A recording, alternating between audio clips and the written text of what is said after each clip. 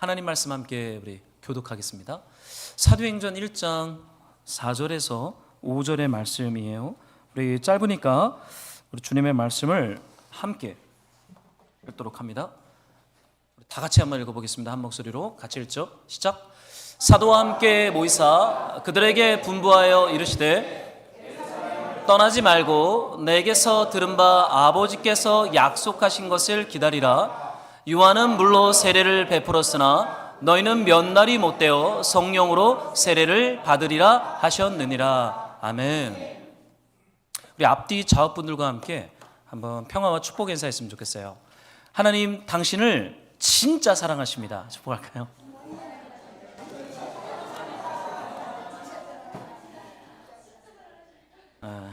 남편보다 더 사랑하시고 아내보다 더 사랑하시는 게 진리인 것 같아요. 5월입니다. 오늘 어린이 주일인데 우리 아이들은 옆에서 이렇게 어린이 주일 예배 드리고 있어요. 어제 저녁에 아이들 줄 이렇게 선물들을 이렇게 포장하면서 우리 애들이 그걸 막 다 가져가려고 그러는 거를 제가 말리고 막 그랬습니다. 애들은 애들답게 커야죠. 애들답게 커야 됩니다. 아버지의 사랑과 부모님의 그 권위 아래서 보호를 받으면서 자라야 돼요. 그것이 하나님의 사랑입니다. 아무리 기도해 주겠다 영적인 말에도 소용없어요. 아버지가 잘해야 되고 엄마가 잘해야 됩니다. 우리가 5월 한 달 우리 가정이 정말로 말씀과 성령으로 튼튼하게 세워지는 그런 복된 5월이 되기를 우리 주님의 이름으로 축복합니다. 예, 오늘은 우리 묵상 설교로 우리 사도행전을 5월 묵상을 시작했어요. 여러분 어떠신지 모르겠어요.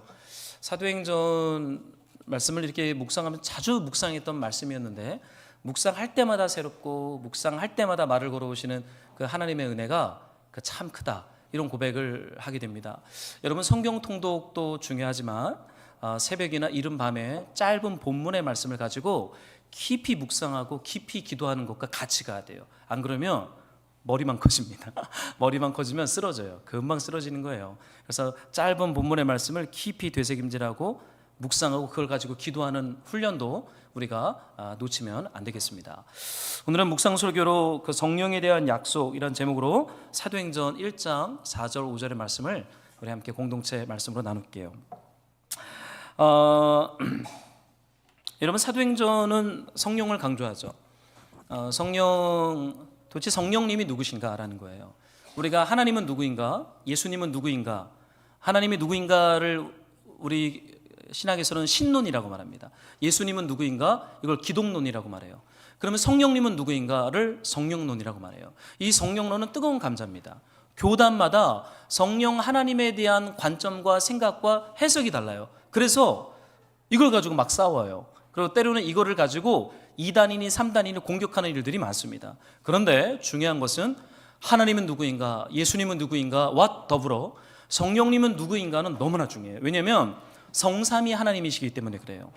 하나님이 누구이고 예수님이 누구인지 우리가 정말 깊이 알려면 성령님께서 우리 안에 날마다 말씀을 계시해 주시고 깨닫게 해주시고 우리 안에 충만하게 임할 때 지식이 아니라 그 말씀이 실제가 되어서 우리의 마음을 거듭나게 하시고 우리의 삶을 새롭게 하시고 우리를 회복시키시는 은혜가 저는 있겠다라고 이 사도행전을 묵상하면서 발견하게 됩니다. 핸드폰은 무음으로 해주시기를 부탁드립니다. 그래요. 여러분 예수님께서 십자가에서 죽으시고 부활로 승천하시기 전에 하셨던 말씀이 사도행전 1장에 있어요. 여러분 예수님이 어떤 말씀을 강조하십니까? 성령이죠. 주님 이렇게 말씀하세요. 예루살렘을 떠나지 말고 내게서 들은 바 아버지께서 약속하신 것을 기다려라. 아버지께서 약속하신 것이 무엇이냐면 요한은 물로 세례를 베풀었으나 너희는 몇 날이 못되어 성령으로 세례를 받으리라. 여러분 예수님께서 승천하기 직전에 하셨던 말씀은 성령입니다. 너네 아무리 급한 게 있고 아무리 중요한 게 있어도 예루살렘을 떠나지 말아라. 예수님 당부하세요. 승천 전에. 돈 버는 것도 중요하죠. 사업하는 것도 중요합니다. 많은 사람들과 대인관계를 누리는 것도 중요합니다. 그러나 진짜 급한 게 있어요. 그것은 주님이 약속하신 성령으로 우리가 날마다 충만하게 되는 것. 아버지께서 약속하신 성령을 우리 안에 주신다라고 하는 이 말씀의 본 의가 무엇인지 묵상하면서 그 말씀을 가지고 기도하는 것, 이것이 매우 중요하다라고 말하고 있어요. 여러분 진짜 중요한 거를 놓치고 분주하게 살고 바쁘게 살잖아요. 그러면 다 잃습니다. 다 잃어요. 무언가가 성취되는 것과 이루는 것 같지만 뒤돌아보면 남은 게 없어요. 열심히 살았는데 모래를 움켜잡은 것처럼 이 손가락 틈 사이로 모든 게 다 빠져나갔어요. 깨진 독에 물을 붓는 것 같은 공허함만 남아요. 피곤함만 남아요. 여러분 진짜 중요한 것은 하나님과의 관계죠. 하나님과의 사귐 아니겠습니까?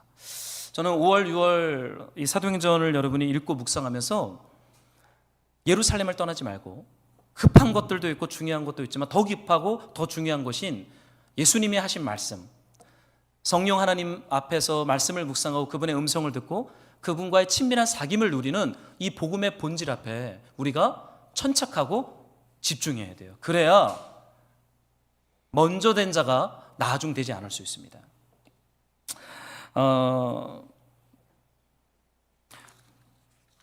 여러분 성령의 세례라는 단어가 참 낯설어요. 그죠? 성령 세례, 오순절 순복음에서는 성령 세례라는 단어를 사용할 때 방언을 할 때 성령 세례 받았다라고 오순절 신학은 말합니다. 근데 우리 장로교 신학은 그렇게 말하지 않죠. 방언과 전혀 다르게 성령이 우리 안에 내주하셔서 성령으로 말미암아 예수님을 주님이라고 고백하는 것을 그 자체를 성령 세례라고 장로교는 말합니다. 그래서 이 성령 세례를 가지고 많이 이렇게 다퉜어요. 뭐가 성령 세례냐? 뭐 세컨 블레싱, 예수님을 믿는 것이 첫 번째 성령이 내주하시면 그 다음 성령이 우리 안에 임하셔서 은사가 드러나고 성령의 권능을 받는 거라고 말하는 신학과 선교단체들도 있죠. 무엇이 옳고 그름을 넘어서 우리가 중요한 것은 뭐냐면 성령의 충만함에 대해서 우리가 집중해야 되는 것은 모두가 인정합니다. 그러니까 은사냐 마냐 이것을 우리가 2단이니 3단에 따질 것이 아니라 예수님께서 성령의 충만함을 받으라고 우리에게 요구했기 때문에 우리는 이 본질의 말씀을 붙잡고 계속 집중해야 되는 것이죠. 성령의 세례 앞에 예수님 이런 말씀을 하세요. 요한이 물로 세례를 베풀었다. 그렇다면 물과 관련된 것이겠죠. 여러분 물 세례는 물속에 완전히 잠기는 것입니다. 동일하게 예수님의 십자가 죽음과 부활을 통해서 우리에게 선물로 주실 성령의 세례 또한 성령의 통치와 그 다스림 속에 우리가 완전히 잠기는 것이겠죠. 그러면 어떻게 되겠어요? 우리의 옛사람은 죽고 그리스도처럼 부활하면서 우리가 날마다 새롭게 되어지는 변화와 성숙과 거듭남과 구원의 기쁨으로 충만한 삶. 저는 이것이 성령 세례가 가리키는 방향이라고 믿어요. 여러분 성령이 우리 안에 임하시면 여러분 꼭 기억하십시오. 하나님 말씀을 깨닫게 하십니다. 우리가 아무리 공부해도요 못 깨달아요. 성령께서 우리 안에 내주하실 때 하나님 말씀을 깨달아요. 동시에 우리가 당연하게 여겼던 별로 심각하게 생각하지 않았던 마음의 생태와 죄들을 빛 가운데 드러냈어요. 여러분 성령께서 우리 안에 충만하게 임재하시잖아요. 당연하게 여겼어요. 별로 심각하게 생각하지 않았어요. 그런데 성령의 조명하신 빛 가운데서 그것이 얼마나 나를 파괴하고 나를 깨트리고 내 안에 사망의 왕노릇하고 나를 사망으로 몰아갔는지를 깨닫게 돼요. 아, 이게 고통이었구나. 아, 이게 사망이었구나. 그리고 내가 당연하게 여겼던 아무런 느낌이 없었던 것이 지극히 고통스러운 죄로 내 안에 깨닫게 되면서 우리를 어디로 인도하십니까? 회개로 인도하는 거예요. 그러면서 어떻게 돼요? 우리가 살아나는 것입니다. 저는 성령 세례를 신학적으로 아직은 정리하고 싶지 않아요. 성령이 우리 안에 임하시면 말씀을 깨닫고 죄를 깨닫고 죽었던 우리의 마음과 감정과 삶과 영혼이 살아나서 사망에 묶여있던 것을 자유케 되어서 구원의 기쁨과 즐거움으로 하나님을 사랑하고 하나님이 내게 맡겨주신 일들을 감당하며 주님 오실 그날을 소망하며 이 땅을 천국처럼 누리는 천국 백성으로 살게 되는 줄로 믿습니다. 이번 5월에 저희가 그 봄 수련회가 있어요. 그래서 이제 제가 이번 주에 이제 강사 그룹으로 올 우리 예수원 동역자들을 만나러 수요일 날 태백이전 갔습니다. 가면서도 뭐 많은 생각들이 있었죠. 뭐 여러 가지 뭐 이렇게 화가 나는 것들도 운전하면서 막 생각도 나고 찬양을 틀고 운전하면서 가지만 여러 가지 복잡한 생각과 정리해야 할 것들이 아직 해결이 안 돼서 여러 가지 복잡한 감정들을 가지고 운전하면서 갔어요. 가다가 혼자 휴게소에서 뭐 강원도 막국수도 먹어봤는데 맛도 하나도 없고 그래서 마음이 상해가지고 왜 이렇게 맛이 없어 이렇게 마음이 상해서 이제 숙소로 예수원 갔어요. 그래서 이제 원래는 1박 2일 계획을 했거든요. 이제 빨리 사역자들하고 어떻게 강의할 것인가 미팅하고 그 다음 날 집에 오려고 계획을 했는데 좀 간 김에 좀 기도하고 산책하고 묵상해야겠다. 그래서 가자마자 전화기를 꺼놨어요. 이제 꺼놓고 이제 3일간 이제 올려야 할 통독 자료 올릴 때만 거기는 무선이 안 돼요. 태백사는. 그리고 제 핸드폰이 LG U 플러스인데 핸드폰도 터지지도 않아요. KT만 터집니다. 진짜 시골이에요. 사무실에 가서 인터넷으로 좀 빌려서 살짝 노트북에 꽂고 작업하고 그리고 숙소에 가서 자고 이제 3일을 보냈어요. 근데 제가 이제 3일간 이제 사역자 미팅 뭐 길지도 않죠. 뭐 잠깐 하고 그런 이제 개인 시간들을 보내는데 거기는 하루에 3번 예배가 있어요. 아침은 조도라 그래서 성공회식 말씀을 묵상하는 시간. 정오 12시에는 대도라 그래서 중보기도 시간. 나라와 민족과 열방 한국교회를 위해서 기도합니다. 그리고 저녁에는 예배가 한 1시간 정도 드려집니다. 심플한 예배죠. 찬양 몇 곡 하고 말씀 읽고 그냥 말씀을 풀고 그리고 침묵으로 기도하는 그 예배, 간단한 예배.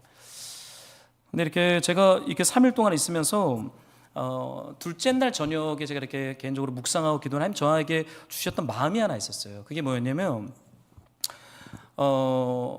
제가 옛날에 1, 2월에 우리가 민수기를 묵상했거든요. 민수기를 읽고 묵상. 그때 제가 참 이해되지 않았던 말씀이 민수기 15장에 광야에서 안식일에 도끼를 들고 나무를 패던 사람 사건이 나옵니다. 근데 이거를 회중들이 모세한테 고발하니까 안식일에 이랬다고 고발을 했어요. 그러니까 회중이 안식일에 도끼를 들고 나무를 팬 자를 데리고 모세 앞에 나옵니다. 그걸 하나님 앞에 질문해요. 주님, 이 사람을 어떻게 대할까요? 그랬더니 주님이 뭐라고 말씀하시냐면 죽여라 그러는 거예요. 그래서 돌로 쳐 죽여버립니다. 그리고 그 다음에 제사장 5단에 이런 기도의 술을 다는 말씀이 바로 이어서 나오거든요.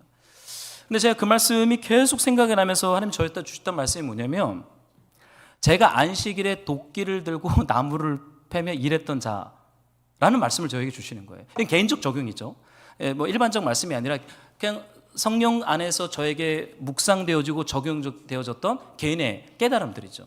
그래서 저는 열심히 사역한다고 생각하고 열심히 주일날 예배한다고 생각했는데 제가 안식일에 예배하지 않고 도끼를 들고 나무를 패는 일하는 사람인 것에 대해서 개인적인 깨달음이 있었어요. 내가 안식일을 어기고 있었구나. 내가 예배를 안 드리고 있었구나. 내가 일하고 있었구나. 내가 하나님을 사랑하지 않고 있었구나.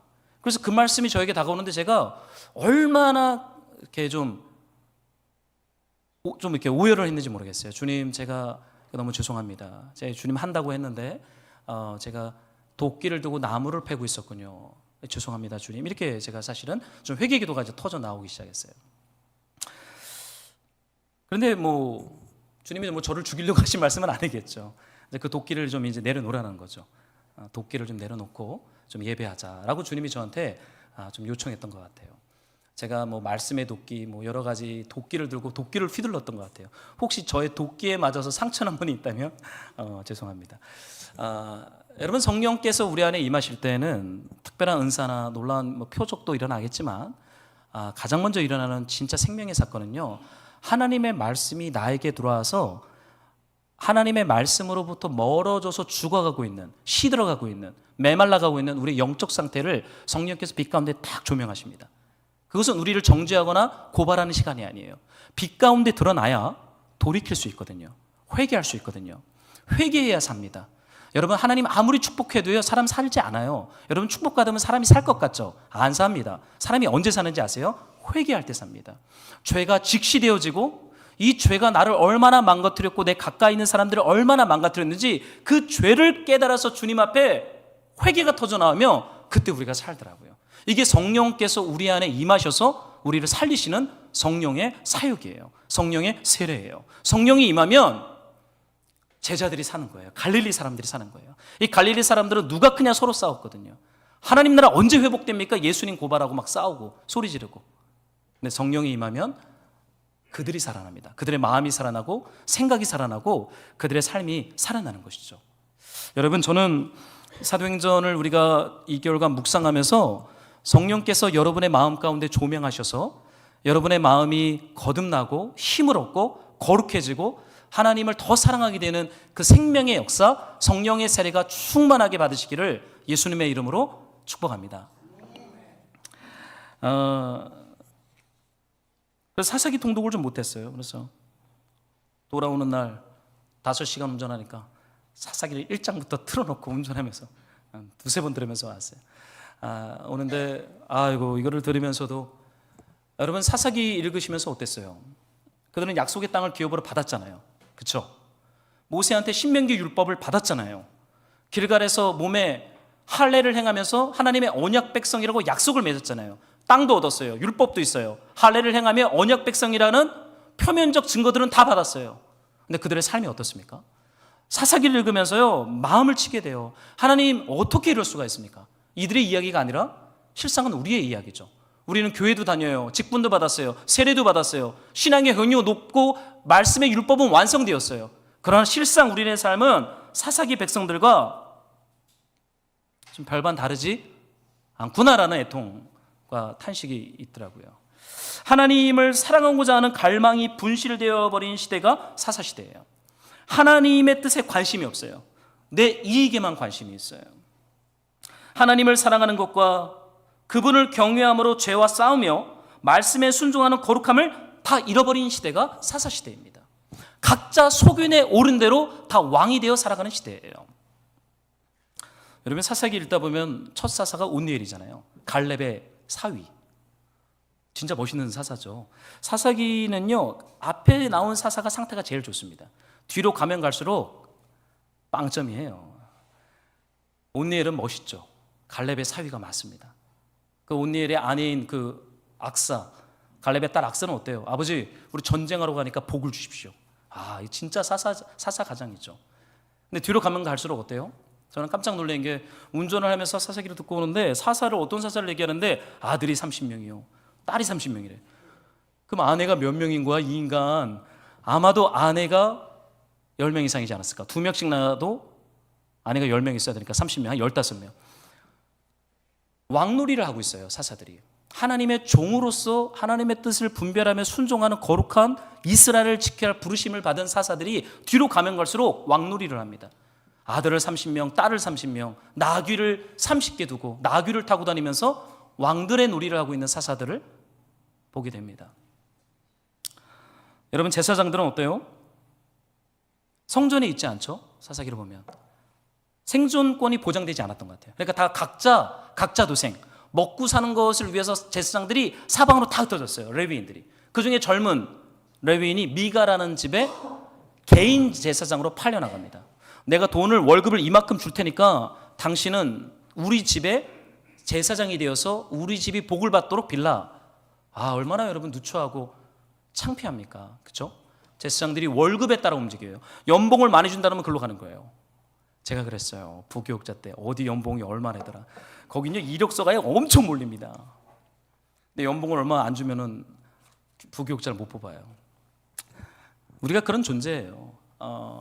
그런데 마지막 레위인이 첩두거늘이죠. 그 뒤에 가면 베냐민 기부와 깡패들한테 그 첩이 몹쓸 짓을 당하는데 그 레위인은 잠을 자고 있어요. 새벽에 나왔는데 자신의 아내가 문 앞에 쓰러져서 문지방에 손을 얹고 있는데 살았는지 죽었는지 생사도 확인하지 않고 어떻게 해요? 분에 못 이겨서 그 첩을 12동아리로 잘라버립니다. 인간의 잔인함. 여러분 죽었다는 말이 그 본문에 안 나와요. 살았는지 죽었는지 코에 한번 손을 대봐야죠. 아내인데. 근데 내 첩을 이렇게 되었다고 분노에 못 이겨서 12조각 내서 12지파한테 그 시체를 다 보내버리죠. 싸우자 그러는 거예요.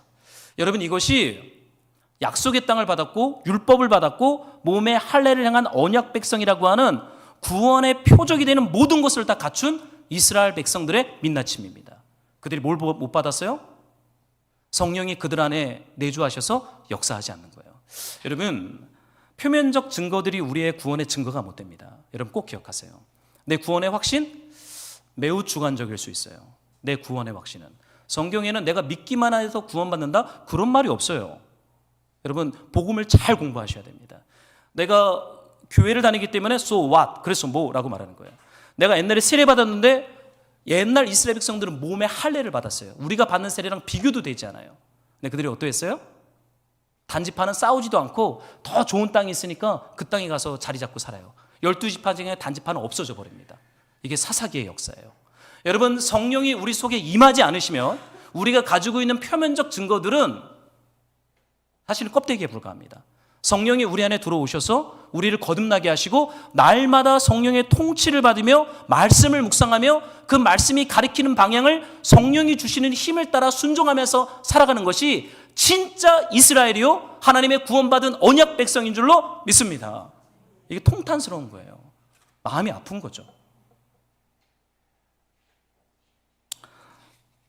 여러분 좀 어떠세요? 요즘 하나님 말씀이 기쁨이 있으세요? 하나님 사랑하십니까? 하나님의 은혜로 족하다 이런 말을 좀 하고 있습니까? 여러분 예수님께서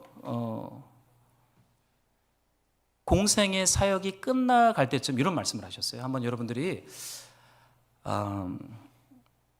이 말씀을 좀 읽어주시면 좋겠습니다. 7장 37절을 한 번만 읽어주세요. 함께 시작.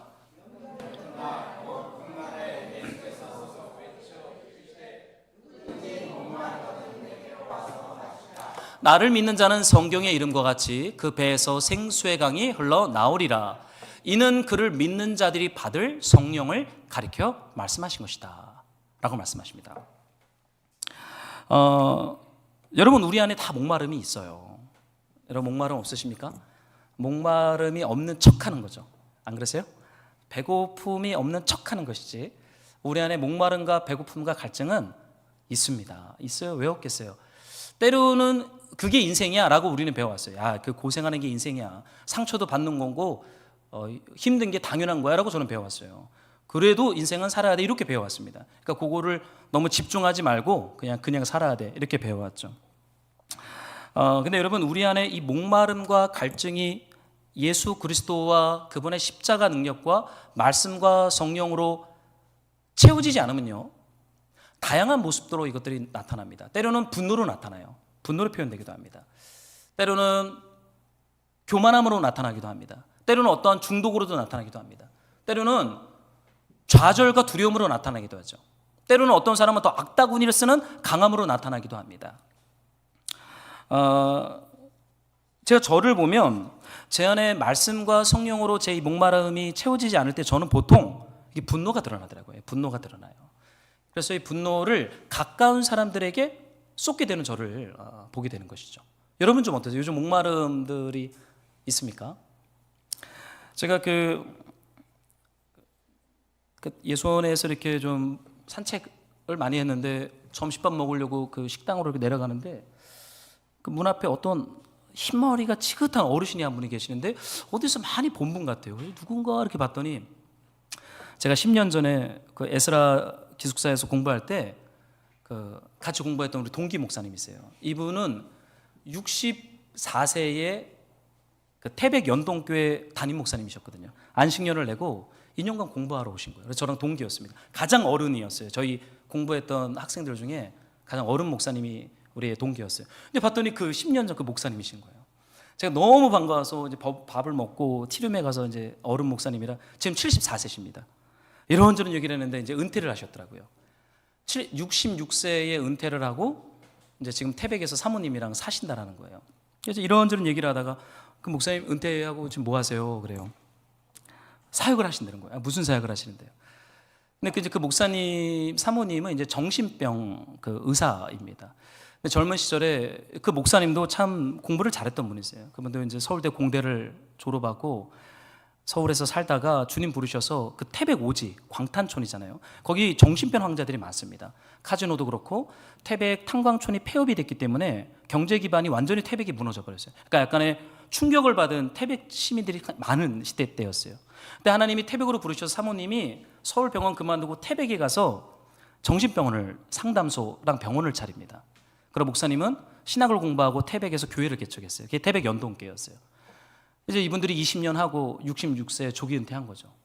그래서 저에게 좀 뭐예요? 그랬더니 태백의 조현병 환자들을 돌보고 있어? 그러는 거예요. 아 그래요 목사님?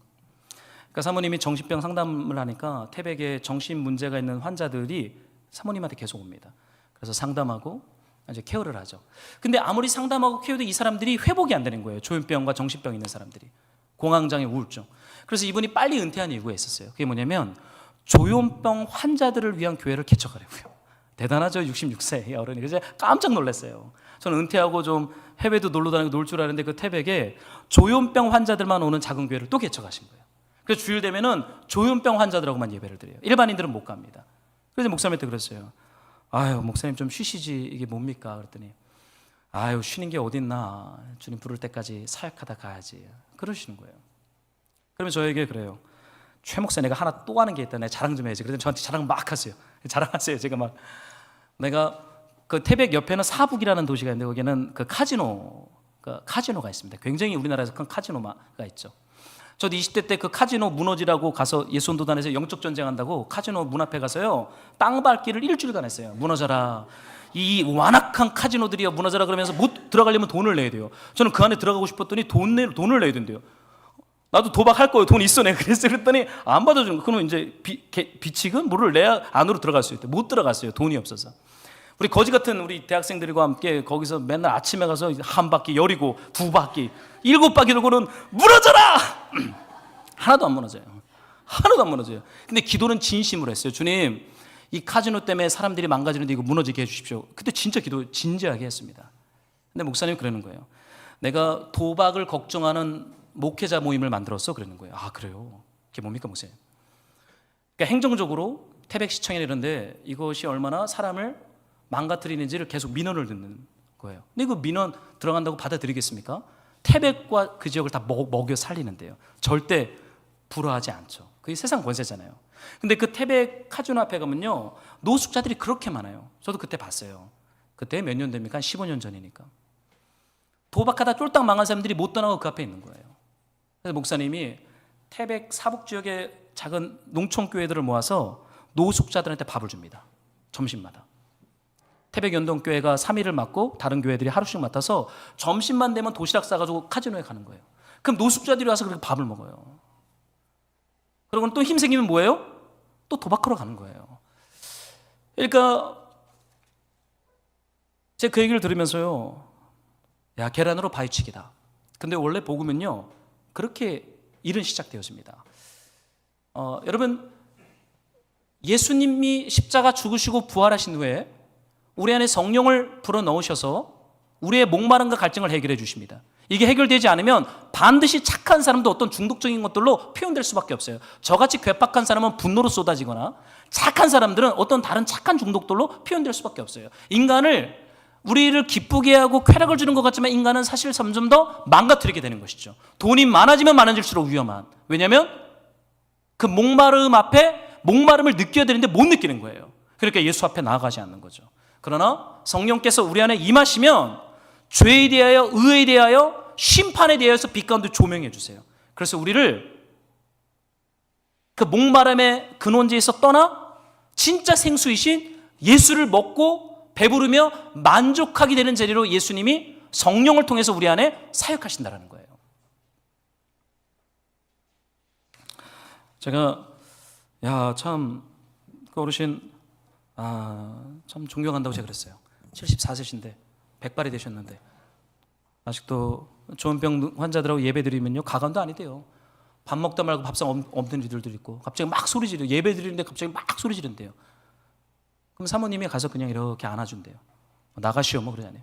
저희 교회에 개척하고 조현병 환자가 한 명 왔었거든요. 청년. 금촌에 있을 때 매주 왔어요.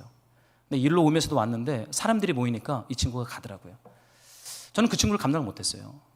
그냥 했던 거는 반찬 일주일에 한두 번 고시원에 갖다 주는 거 정도였지, 그 정서와 감정을 저는 못 만지겠더라고요. 화가 나요. 그냥 그 친구를 보면 똑바로 살아야지, 20대인데 이렇게 이런 분노가 일어나요. 그러니까 저는 아직 먼 거예요. 그러니까 주님이 이제 우리 교회에 안 두셨겠죠. 여러분, 성령께서 우리 안에 임하실 때 우리 안에 있는 깊은 목마름을 다루십니다. 회복시키십니다. 그리고 예수님께서 이 성령을 말씀하실 때 죽기 직전에 이런 말씀을 하셨어요. 한번 여러분들이 이 말씀을 한 번만 읽어주세요. 함께 시작.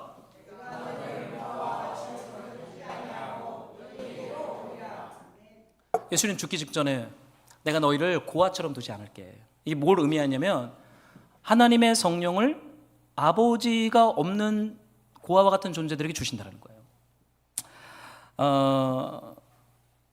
여러분, 아버지가 없으면 고아라고 말합니다. 고아. 우린 고아가 아니죠. 우린 아버지가 다 있어요. 육체의 아버지도 계시고 하나님 아버지도 계십니다.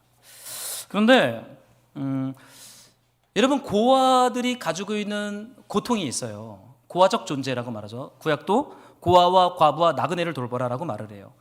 고아와 같은 존재들의 가지고 있는 잘 결정을 못합니다. 그러니까 아버지와의 친밀한 사귐과 충만한 관계를 경험하지 못하면 무언가를 결정할 때 뒤로 빠져요.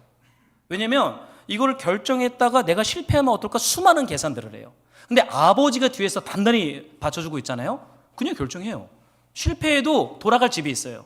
실패해도 돌아갈 아버지가 있어요. 그러니까 고아와 같은 정서와 감정과 마음이 깊으면 깊을수록 잘 결정을 못하는, 제가 사실은 그런 존재, 결정장애가 좀 있는, 옷을 하나 살 때도 이거를 사야 돼 말아야 돼 굉장히 고민을 해요. 다른 데도 가보자. 내 아내한테 연애 때, 전도사 때 돈 모아서 월급 모아서 옷을 사주러 갔는데 옷 한 벌을 사는데 1시간이 걸린 거예요. 아내도 잘 결정을 못하고 저도 잘 결정을 못하는 거예요. 뭘 사야 될지 모르겠는 거예요. 가격표만 보다가 옮기고, 이번 5월이니까 제가 그냥 가서 아무거나 골라 그러고 한번 카드 한번 긁으려고 작정했습니다. 그거 입고 오면 제가 사준 줄 아세요. 제가 좀 꽁돈이 좀 생겼어요. 사주려고요. 여러분, 근데 사실은 10계명 중 우리 지금 이제 가정의 달인데 내 부모를 공경하라 그러잖아요. 여러분, 왜 부모를 공경해야 되는지 아십니까? 그 뒤에 이런 말씀이 나요. 네가 땅에서 잘 되고 장수하리라 라는 말씀이 신명기 5장에 나오죠. 부모, 아버지를 공경하고 어머니를 공경하는 게 왜 이 땅에서 잘 되고 왜 장수하는 걸까? 사실 고아는 아버지가 없는 존재입니다. 사실은 하나님 아버지는, 아버지 존재는 우리 안에 어떠한 자신감을 주는 것 같아요. 어머니들은 보통 어떠한 친밀함을 주는 것 같습니다. 제가 애들을 봐도 엄마랑은 막 오손도손 막 떠들다가 제가 가면 딱 멈추거든요. 왜 그런지 모르겠어요. 그리고 막 엄마랑은 막 스킨십하고 끌어안고 막 자요. 저희 집 안방에 침대가 2개 있어요. 근데 침대가 이렇게 떨어져 있습니다. 하나는 제 침대, 하나는 아는 침대, 이런 얘기까지 하네. 근데 제가 3일 동안 집을 비웠는데 침대가 이렇게 붙어 있는 거예요. 침대가 왜 붙어 있는 거야? 나랑 살 때는 침대를 우리 최대한 떨어놓거든요. 저는 이쪽 벽이 아니라 이쪽 벽. 왜냐면 이제 서로 잠을 잘 못 자요. 근데 제가 3일 동안 집을 갔다 왔더니 침대가 딱 붙어 있고 이불이 그래서 내가 아이들하고 같이 잤구나. 엄마는 친밀함이죠. 근데 여러분, 아버지만이 주는 독특한 은사가 있습니다. 그게 뭐냐면 담대함이에요. 아버지가 괴팍하든 능력이 있든 없든 아버지가 있으면요, 아버지가 있는 것 자체만으로 우리 안에 담대함이 생겨요. 왜냐면 그것이 아버지의 부르심이기 때문에 그래요. 우리 이 땅에 아버지들이 있지만 너무 그렇게 살갑게 애들한테 잘할 필요 없습니다. 그거 엄마한테 맡기세요. 그거 우리의 부르심이 아니에요. 우리의 부르심이 뭐냐면 아버지로서 그냥 그 자리 지키는 거예요. 말씀 읽고 순종하고 돈 벌어다 주고, 문제가 생기면 문제 있어? 전혀 지금 비성경적인 거를 제가 얘기하고 있습니다. 제가 말하고 싶은 취지는 뭐냐면요. 야, 꼬였어요 이게. 영적인 공격을 다. 아버지는 우리 안에 지혜를 주는 존재예요. 그러니까 부모를 공경한다라고 말할 때 그 아버지로 하나님 아버지의 권위를 통해 주시는 지혜와 용기와 담대함이 그 자식들에게 흘러가는 거죠. 그러니까 예수를 믿지 않아도 부모와 자식의 관계가 좋으면 예수님을 믿지 않아도 주는 어떠한 그들 안에 있는 독특한 담대함들이 있더라고요. 이건 제가 예수 믿고 돼서 큰 고민이었어요. 나는 예수를 믿는데 쟤네들 예수를 안 믿는데 왜 쟤네들 저렇게 담대할까? 제가 살아왔던 아버지의 어떤 부재와 같은 시간이 그거를 회복하는데 10년이 걸리더라고요. 하나님 아버지가 저의 아버지가 되어주시면서 이걸 하나하나 저한테 가르쳐 주셨어요. 지혜를 주시고 담대함을 주시고 용기를 주시고 실패해도 괜찮다라는 힘을 주셨던 그 하나님 아버지. 여러분, 그래서 이 땅에서 아버지를 공경하는 삶은 굉장히 중요합니다. 여러분, 부모님한테 이번 주 어버이절이잖아요. 잘하세요. 저는 내일 가요. 점심엔 장모님, 저녁에는 아버지, 두 탕을 띱니다. 힘든 걸수록 빨리 끝내야 된다. 이게 제 주시기 때문에 하루 만에 끝낸다 그래서 점심에 밥 먹고 일하듯이 저녁에 가서 또 아버지랑 또 대화하고 밥 먹고, 화요일 날은 출근 안 할 수도 있어요. 잘하셔야 돼요. 왜냐하면 하나님 그런 방식으로 우리에게 지혜를 주시고 복을 주세요. 그런데 여러분, 고아에게는 아버지가 없어요.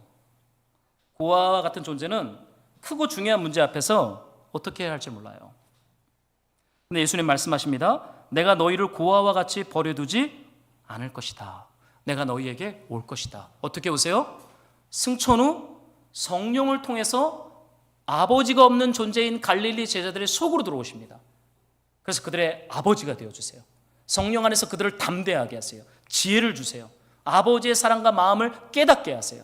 그래서 그 초기 1세기 아무것도 없던 변방에 이단아 취급받았던 기독교가 3세기 만에 로마 전역에 하나님의 나라를 증거할 수 있었던 그 힘은, 고아와 같은 존재들을 주님이 사도, 증인으로 만들었던 그 힘은 하나님의 성령이세요.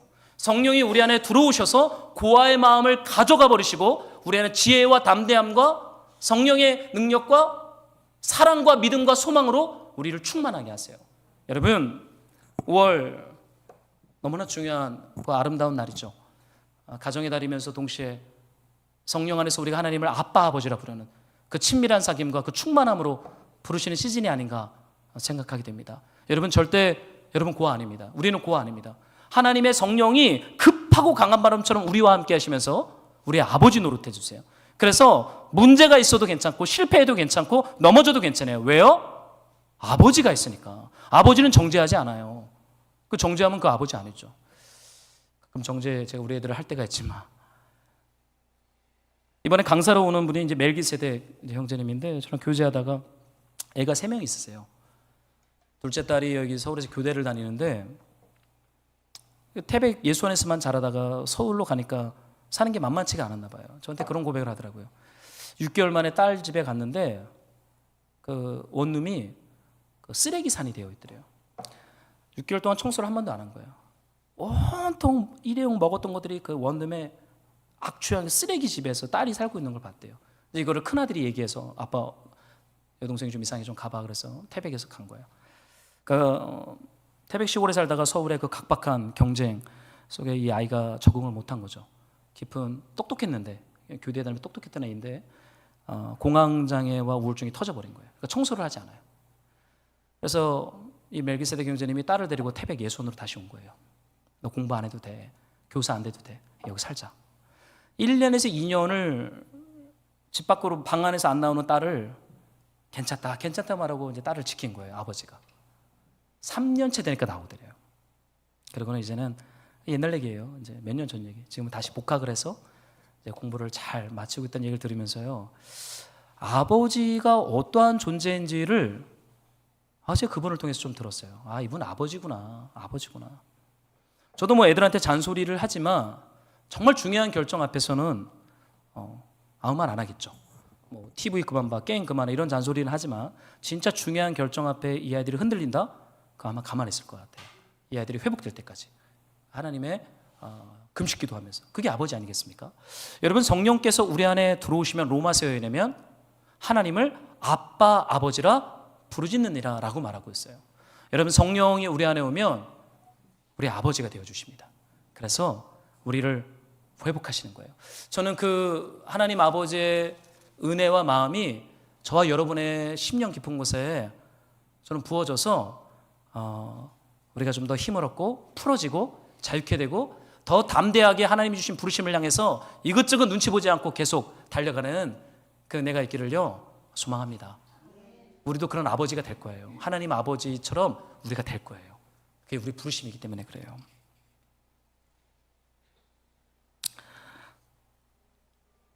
아버지가 가지고 있는 특징이 하나 좀 더 있어요. 여러분, 이 말씀을 한 번만 좀 더 읽어주세요. 함께 시작. 내 사랑하는 자들아, 기록되었을 때 원수 갚는 것이 내게 있으니 내가 갚으리라 고 주께서 말씀하시니라. 우리 원수를 갚고 싶은 마음이 우리 안에 있잖아요, 그죠? 근데 주님께서 말씀하시기를 아버지한테 맡겨라 라고 말씀하세요. 우리의 삶에 이 으그러지고 깨어진 세상 속에서 우리를 공격하고 우리를 탈진하게 만드는 것들이 분명히 있습니다. 그러나 우리가 그 원수를 갚지 않아도 된다라고 말해요. 아버지한테 일러라, 아버지한테 맡기라 라고 말하고 있어요. 참 멋진 아버지 아닙니까? 저는 사실 제가 문제를 해결하는 거에 익숙합니다. 어떤 문제가 터지면 조언 구하지 않아요. 그냥 딱 결정하고 제가 딱 이렇게 처리해버리는 게 몸에 뱄어요. 20대부터 뱄어요. 왜냐하면 그렇게 해야 생존하니까. 아버지한테 묻거나 그런 일들이 별로 없습니다. 결혼도 그랬고 모든 문제들을 묻지 않아요. 그냥 결정하고 그냥 합니다. 그런데 그러다 보니까 제가 사역을 하면서도 그런 태도가 제 안에 있는 거예요. 잘 묻지 않아요. 그냥 제가 결정하고 해버립니다. 그런데요, 감당 안 되는 게 있더라고요. 그럼 그거에 대해서 뭐 소리를 지르거나 분노한다고 해서 해결되지 않아요. 어떻게 됩니까? 하나님 아버지께 맡겨라. 원수를 갚는 것은 아버지에게 있어요. 여러분, 성령 안에서 우리에게 하나님이 아버지가 되셔서 이 아버지 노릇해 주세요. 얼마나 감사해요. 그래서 제가 이 말씀 읽다가 만약에 아내가 원수를 갚아달라고 하나님 앞에 얘기하면 어떡하나. 그래서 그런 기도 하지 마. 난 남편이니까 제가 막 우스갯소리로 그래요. 나는 원수가 아니야. 그러니까 그런 기도 하면 안 돼. 우스갯소리로 합니다. 여러분, 성령께서 우리 안에 일하시면 아버지를 만나게 된다는 거예요. 저는 사도행전을 묵상하다가 그 성령이 들어간 제자들에는 어떠한 일들이 일어나는가. 여러분, 좀 이 말씀 한 번만 더 읽고 우리가 좀 기도하고 싶은데 한 번만 더 읽어주시겠어요? 시작.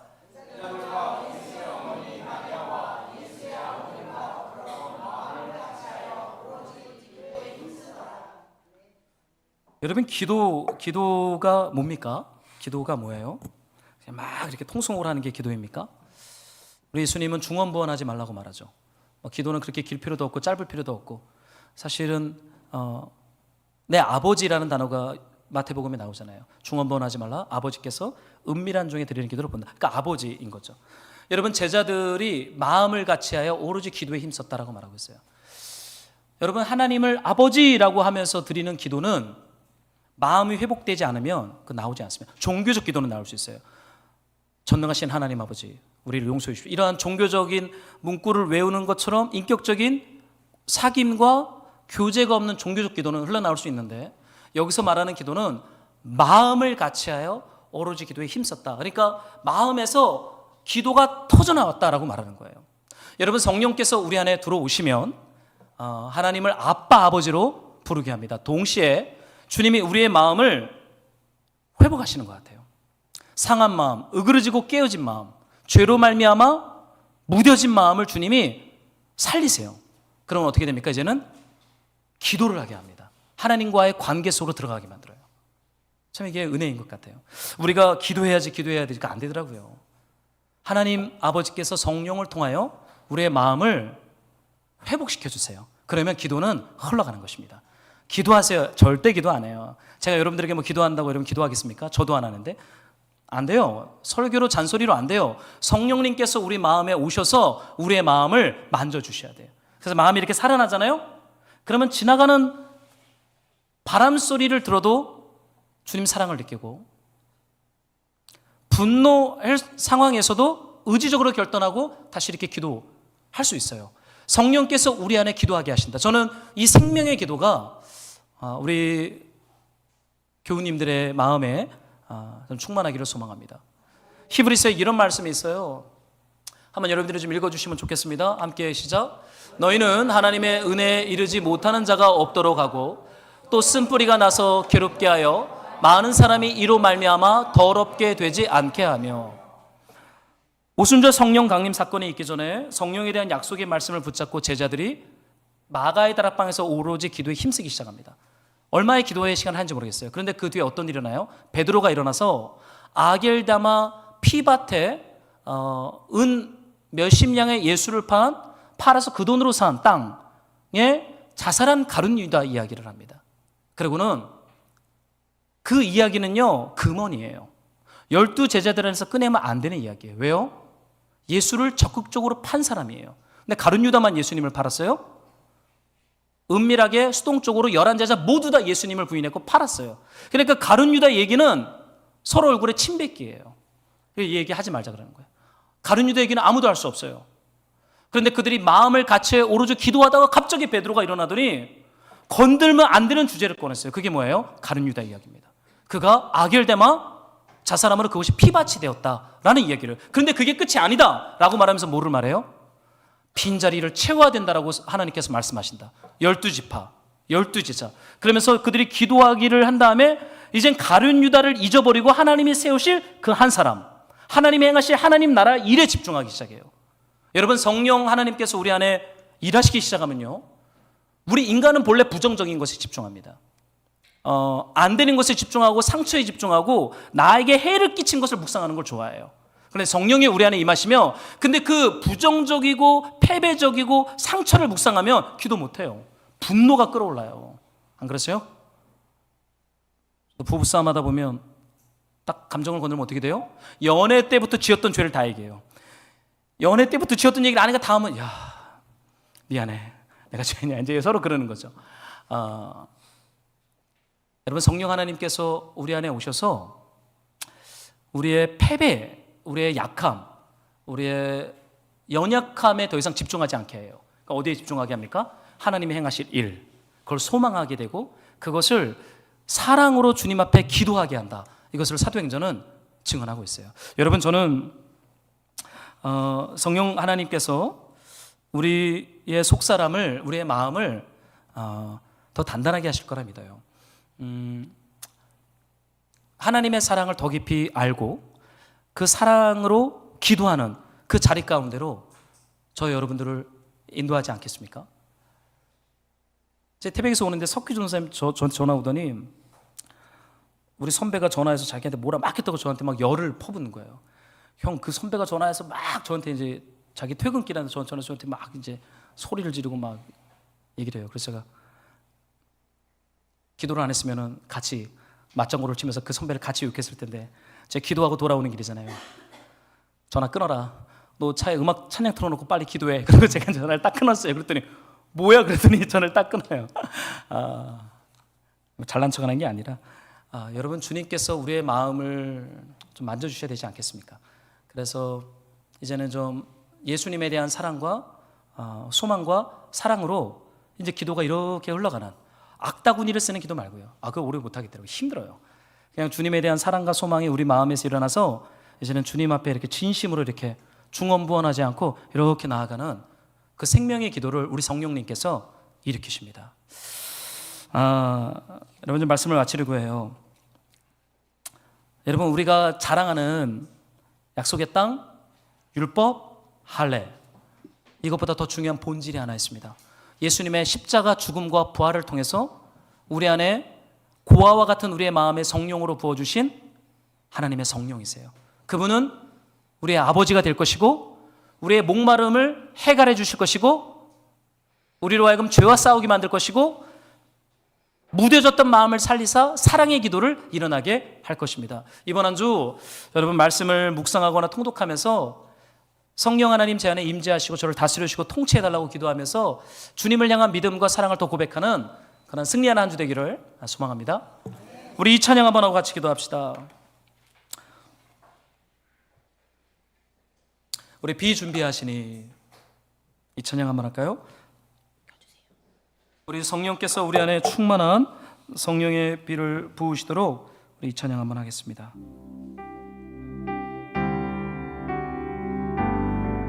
우리 주는 위대하며 우리 주는 위대하며 능력이 많으시도다. 능력이 많으시도다. 그의 지혜 무궁하며 인자는 영원하도다. 상한 자를 고치시며 상한 자들 고치시며 상처를 싸매시도다. 별들의 수를 세시며 이름을 붙이셨도다. 그가 구름으로 하늘을 덮으시며 나를 위하여 비 준비하시니 예루살렘아 여호와를 찬양하라.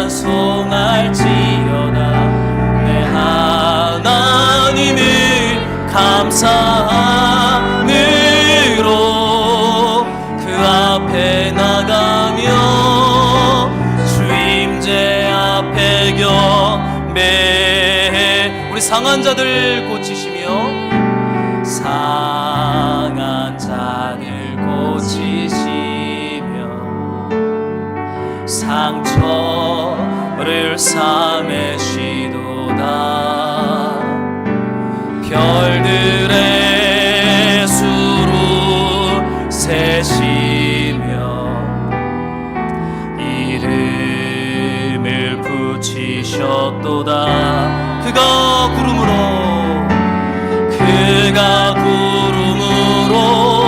하늘을 덮으시며 땅을 위하여 비 준비하시니 예루살렘아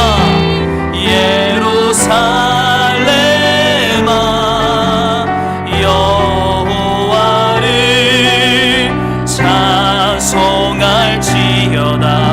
내 하나님을 감사함으로 그 앞에 나가며 주임제 앞에 경배해.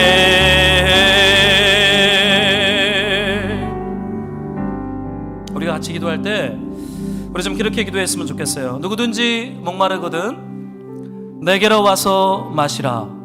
그 배에서 생수의 강이 흘러 넘치리라.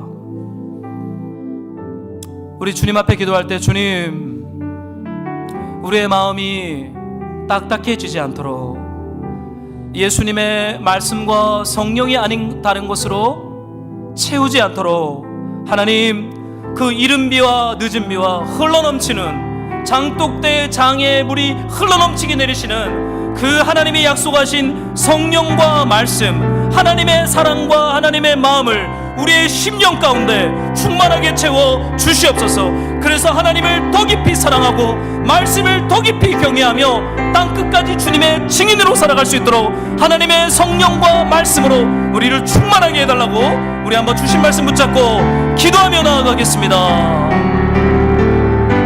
아버지,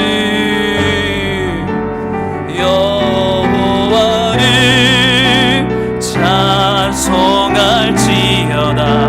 내 하나님을 감사함으로 그 앞에 나가며 주임제 앞에 경배.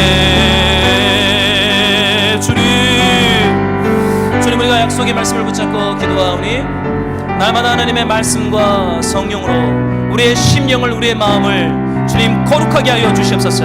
주님, 우리가 당연하게 여겼던 이 우리를 단단하게 경직되게 만드는 죄들에 대해서 성령님 빛 가운데 조명하여 주시고 우리 안에 주님 앞에 거룩한 회개가 터져나오게 하여 주시고 하나님을 더 깊이 사랑할 수 있도록 우리의 심령 가운데 하나님의 성령으로 우리를 충만하게 하여 주시옵소서. 하나님 아버지, 간절하게 기도하는 것은 믿음과 소망과 사랑으로 우리 안에 기도가 흘러나올 수 있도록 성령님 우리 안에 임재하여 주십시오. 우리를 만져주십시오. 우리를 다스려 주십시오. 우리를 새롭게 하여 주시옵소서. 주님, 하나님 아버지, 우리를 고아처럼 두지 아니하시고 하나님의 성령을 우리에게 주시겠다라고 약속하셨사오니 주님, 우리의 마음 가운데 아버지의 마음을 부어주십시오. 아버지의 사랑을 부어주십시오. 하나님의 성령으로 충만하게 하여 주시옵소서. 주님,